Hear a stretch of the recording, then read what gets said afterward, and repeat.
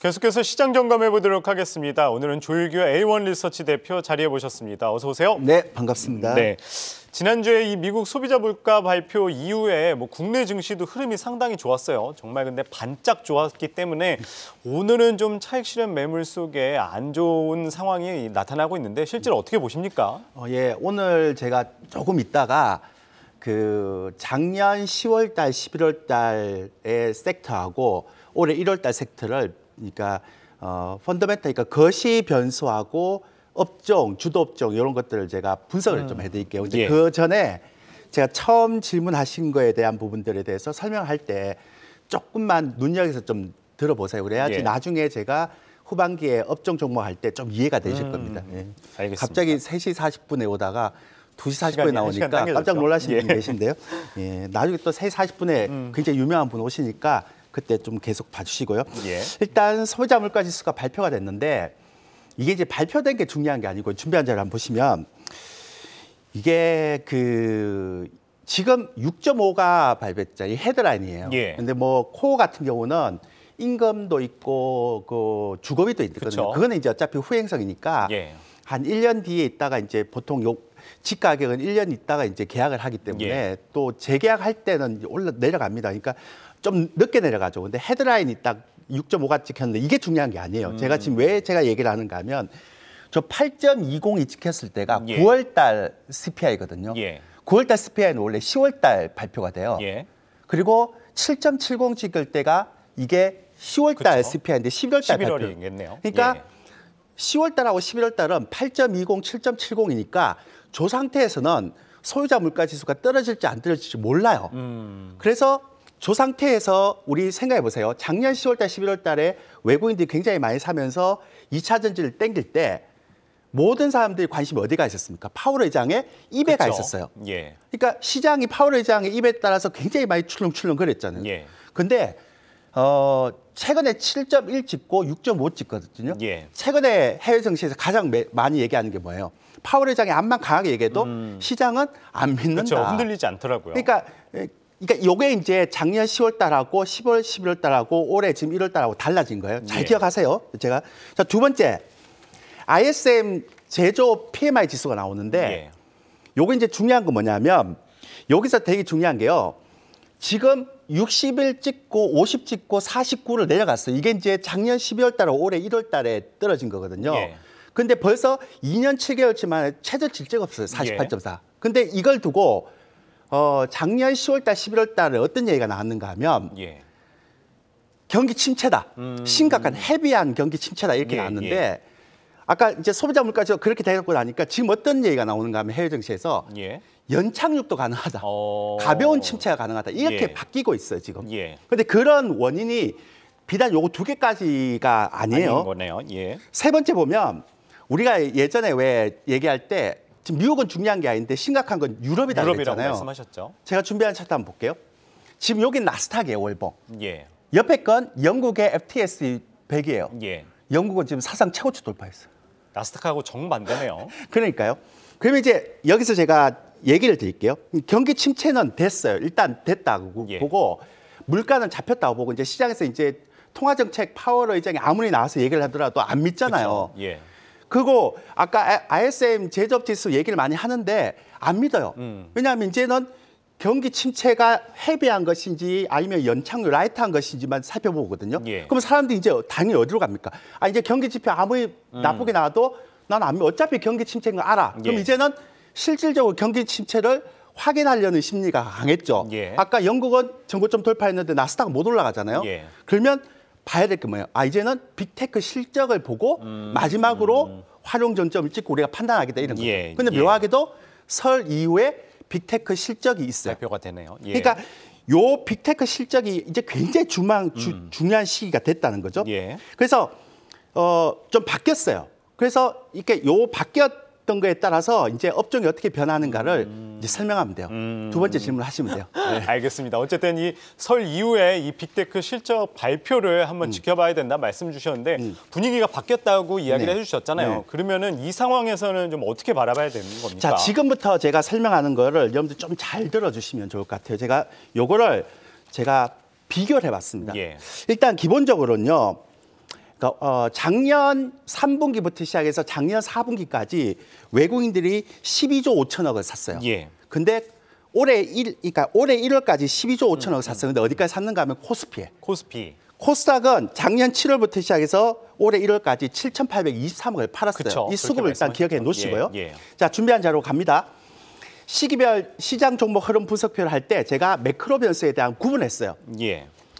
작년 10월달, 11월달 외국인이 사면서 이제 그때 2차 전지 막 올라갔잖아요. 예, LG 에너지 예. 솔루션, 포스코 그쵸, 케미칼, 2차 전지들이 그다음에 많이 올랐죠. 소재도 금양 이렇게 올라갔잖아요. 예. 근데 그때 어떤 일이 있었는가 하면 레고랜드 발 들어오면서 회사채 시장이 자금 경색이 막 그쵸. 났어요. 예. 그러니까 이제 사람들이 어떻게 생각하는가 하면 한전채 같은 국가가 보증해주는 정말 확실한 예. 자금으로만 싹 빨려가고 예.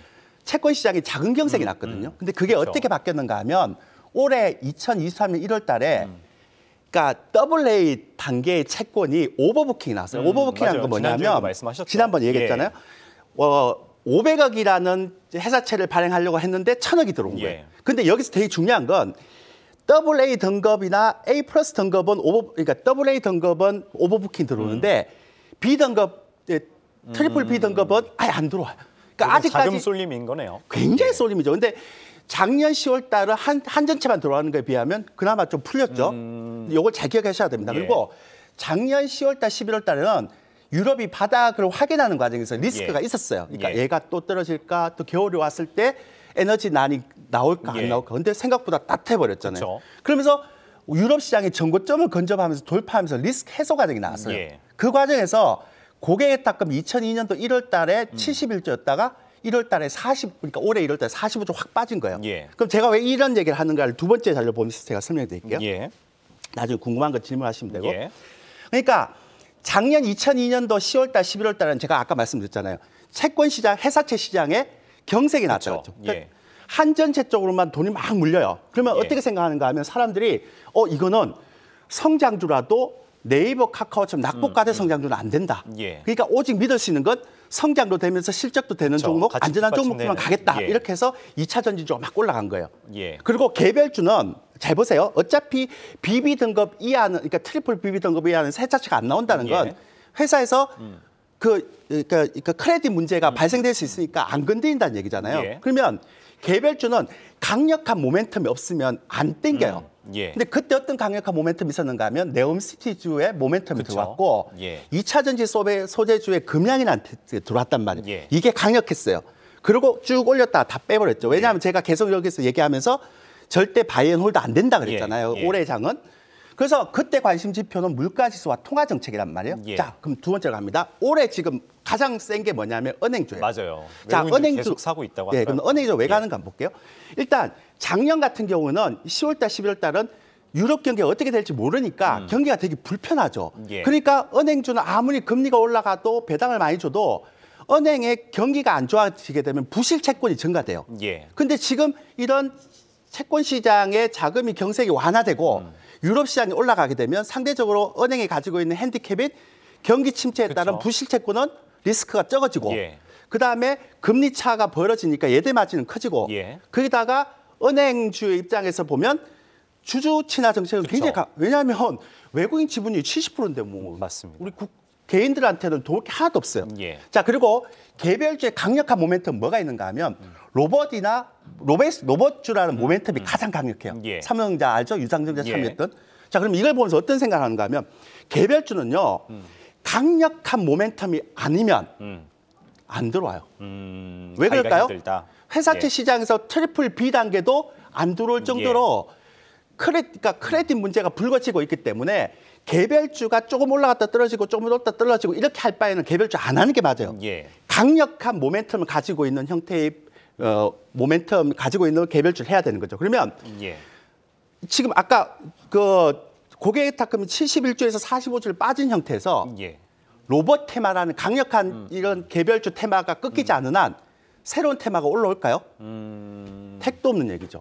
그러니까 로봇 테마가 꺼져야지만 그 다음에 새로운 테마가 올라온다. 예. 그러니까 여러분들은 앞으로 개별주 테마가 올 때 강력한 개별주 테마가 올 때 하나의 개별주가 꺾여야 다음 개별주가 올라온다. 예. 네온시티가 꺾여야지만 로봇이 올라온다. 이렇게 보시면 돼요. 자, 그리고 제가 아까 뭐라고 얘기했는가 하면 바이앤홀드 안 된다 그랬죠. 예. 그러면 작년에 2차 전지처럼 은행주 쭉 그쵸. 올라가더라도 예. 계속 갈까요? 아니죠. 그러니까 이 시장이란 말이에요. 이게 기본적인 경우예요. 그러면 여러분들은 뭘 생각해야 되는가 하면 이 은행주 다음에 또 우량주에서 어떤 섹터가 주도주가 나올 거고 예. 그다음에 로봇 테마 중에 어떤 섹터가 개별주의 테마주가 나올 거가 보면 돼요. 이해되셨어요? 예, 예. 그러면 예상을 할 수 있잖아요. 그러니까 다음 테마에 대한 예상에 대한 부분들을 보면 은행주가 아까 말씀드렸지만 경기도 있지만 가장 중요한 건 뭐였어요? 주주치나 그쵸, 정책. 정책이죠. 자, 올해 3월 달 뭐 있습니까? 주총 있습니다. 예. 자, 한국에서 가장 지금 문제가 됐던 게 뭐냐면 LG화학 관련해서 인적 분할, 부적 예. 분할 때문에 엄청 두들겨 맞았잖아요. 예. 그럼 올해 주총에서 나오는 얘기가 뭐겠어요? 어떤 형태든 주가를 관리하기 위해서는 주주 칭하 그쵸. 정책을 가야 된다는 얘기 아니에요. 예, 예. 그러면 제가 볼 때 로봇 관련주 다음에 3월 달 주총 이후에는 어떤 기업이 주주 친화 정책을 하느냐에 따라서 또 그 부분들이 아마 시장의 주도주로 부각될 수 있다. 이렇게 제가 예상을 해드리고 올 한 해는 바이앤홀드는 안 된다. 그리고 예. 만약에 빅테크 기업의 실적이 지금 컨센서스가 되게 낮거든요. 예. 이게 생각보다 만약에 높아져 버리잖아요.